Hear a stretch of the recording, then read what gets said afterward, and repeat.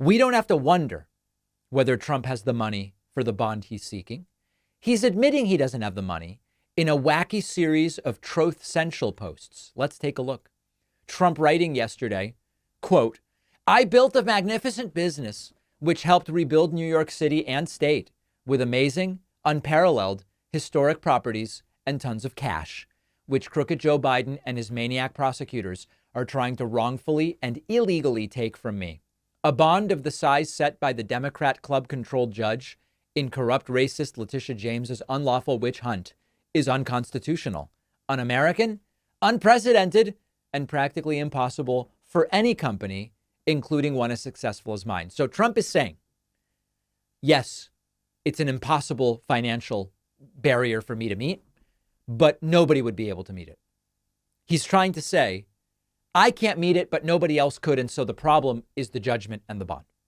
He goes on to say the bonding companies have never heard of such a bond of this size before, nor do they have the ability to post such a bond, even if they wanted to. Page 2. The statute used to attack me has never been used for such a purpose before. No jury allowed. Ridiculous $18 million value for Mar-a-Lago. Remember, that's the value for assessment, for property tax assessment. It's not the market value. The judge ignored the statute of limitations decision by the appellate court. Ironclad disclaimer clauses. No damages, no victims, a disgraceful case.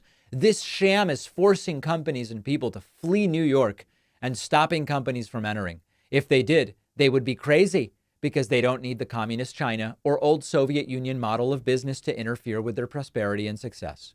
We will fight and defeat this hoax and all of the other crooked Joe-directed hoaxes once and for all. If I wasn't running for president of the United States and leading by a lot, this kind of witch hunt would never have happened. Almost everything in there is a lie, except Trump's admission that he can't meet the bond. He says nobody could. I'm no worse than anybody else, but nobody could meet the bond. So that is the truth, ladies and gentlemen. We go all the way back to February and Alina Habba saying, of course, he's a billionaire, as we know. Of course he has the money. And it turns out that he does not have the money. What happens next? Don't know. Could it be his properties are seized? Boy, would that be something, wouldn't it? We'll wait and see. Data brokers are constantly collecting huge amounts of information about what you do online, your address, phone number, email, financial info, even your political affiliation, and they sell that information to other companies. The FBI will sometimes even buy data in bulk to get information about Americans without a warrant. Your ex-girlfriend, your boss, anyone out there can use the publicly available data on search sites to find information about you. It's super easy. And worst of all, these data broker systems get hacked all the time, which really puts your data at risk, which is why you can end up getting scam calls and emails and the whole thing.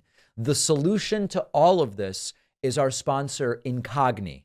Incogni sends data removal requests to all major data brokers who are required by law to remove the information upon request. If any of the information stays online, Incogni will follow up about removal, and Incogni keeps you updated with details every step so you know what's going on and when the info is removed.